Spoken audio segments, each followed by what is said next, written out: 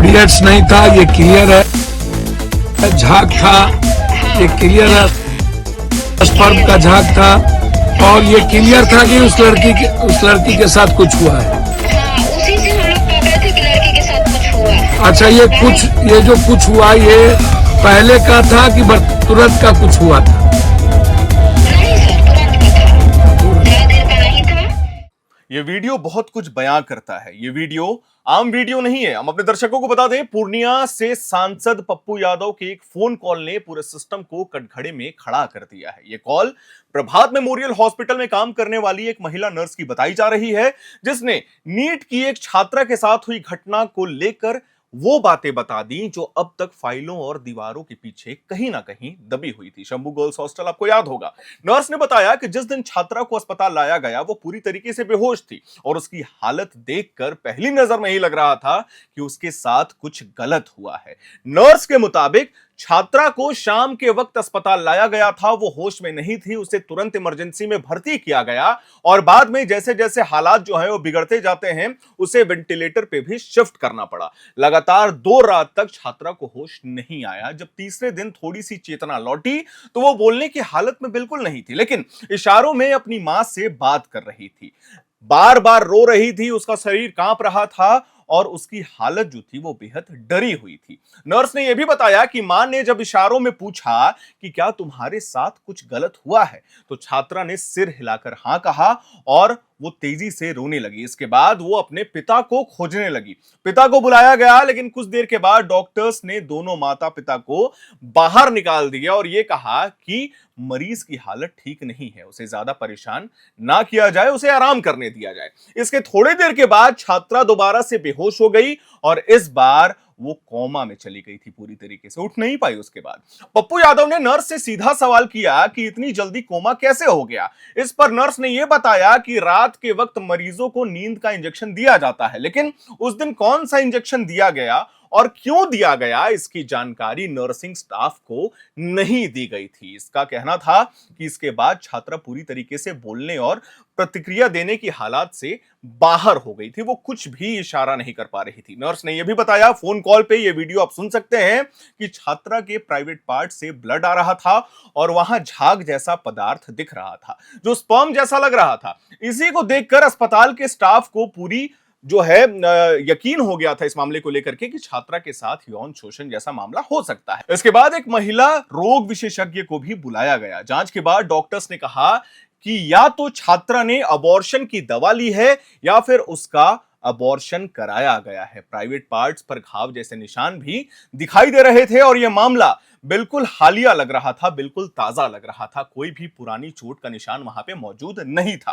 Nurse का कहना है कि उस वक्त ड्यूटी पर मौजूद डॉक्टरों के बीच भी यही चर्चा थी कि लड़की के साथ गलत हुआ है, लेकिन इसके बावजूद इस बात को बाहर क्यों नहीं बताया गया, इसकी उन्हें जानकारी नहीं थी। पप्पू यादव ने यह सवाल उठाया कि जब सब कुछ साफ था तो पुलिस को तुरंत सूचना क्यों नहीं दी गई और एफआईआर दर्ज करने में इतनी देरी क्यों की गई। 3 दिन के बाद डीवीआर रिपोर्ट लेने के लिए वहां की जो महिला प्रभारी होती है वो हॉस्टल पहुंचती है। नर्स ने एक और गंभीर बात बताया कॉल में कि अस्पताल में एक महिला आई थी जिसने छात्रा की मां से बात की। उस महिला ने कहा कि आपकी बेटी मेरी भी बेटी है, इलाज में जितना पैसा लगेगा हम देंगे, आप चिंता मत कीजिए। इस पर छात्रा की मां ने जवाब दिया कि हमें पैसे नहीं चाहिए, हमें हमारी बेटी चाहिए और सही सलामत चाहिए। इसके बाद यह माहौल बिगड़ गया और नर्सिंग स्टाफ को मामले से दूर कर दिया गया था, मतलब वहां से बाहर कर दिया गया था। पप्पू यादव ने हॉस्टल मालिक मनीष रंजन को लेकर के भी सवाल उठाए हैं, लगातार उठा रहे हैं। मनीष रंजन का दावा है कि वो घटना के वक्त देहरादून में थे, लेकिन सांसद का यह कहना है कि वो पटना में ही मौजूद थे। सवाल उठता है कि अगर हॉस्टल मालिक वहां नहीं थे तो हॉस्टल में छात्रा के साथ क्या हुआ, इसकी जिम्मेदारी किसकी होगी और कौन लेगा। इस पूरे मामले में सीआईडी और एसआईटी जैसी जांच एजेंसियां लगी हुई हैं, लेकिन अब तक यह साफ नहीं हो पाया है कि अपराध किसने किया और कब किया, जबकि अस्पताल में मौजूद स्टाफ पहले ही दिन समझ गया था कि छात्रा के साथ बहुत गलत हुआ है।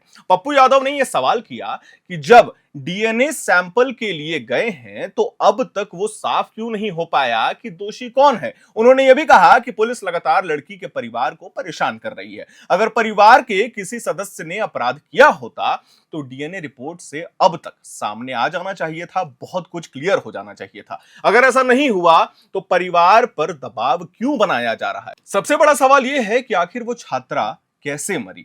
क्या उसे सही समय पर सही इलाज नहीं मिला? क्या इलाज में लापरवाही हुई थी या फिर किसी सच्चाई को छिपाने की कोशिश में ऐसा कुछ किया गया है जिसकी कीमत उस लड़की को अपनी जान देकर चुकानी पड़ी? ये कॉल में जो बातचीत हुई थी पप्पू यादव के साथ वो नर्स की, ये बहुत कुछ बयां करती है। इस पूरे मामले को लेकर पप्पू यादव ने सरकार पर सीधा हमला बोला है। उन्होंने कहा है कि सरकार बेटियों को 2 लाख रुपए 3 लाख रुपए लोन दे रही है, बहुत कुछ कर रही है, लेकिन जब बेटियां ही सुरक्षित नहीं होंगी तो उनका शोषण होता रहेगा और ये कर्ज किसे दिया जाएगा। उन्होंने इस मामले की सीबीआई जांच की मांग दोहराई है और हॉस्टलों के लिए सख्त कानून बनाने की बात कही है पूरे के पूरे बिहार में। पप्पू यादव ने यह भी साफ कहा कि उनके पास कई नेताओं और मंत्रियों से जुड़ी जानकारियां हैं और वो सही वक्त आने पर सब कुछ सामने लाएंगे और सब कुछ क्लियर कर देंगे। फिलहाल सवाल ये नहीं है कि यह मामला किस पार्टी या किस सरकार का है, सवाल तो यह है और सबसे बड़ा है कि एक बेटी ने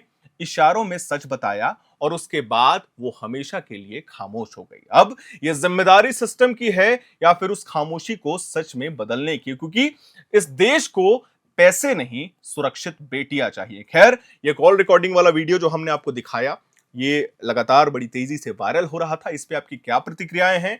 आप क्या सोचते हैं इस मामले को लेकर के? जांच तेजी से चल रहा है, सकुशल चल रहा है या नहीं चल रहा है, ये हमें कमेंट बॉक्स में बताइएगा, क्योंकि हम अपने दर्शकों को बताना चाहेंगे कि शंभू गर्ल्स हॉस्टल का ये जो मामला है हम लगातार कवर कर रहे हैं।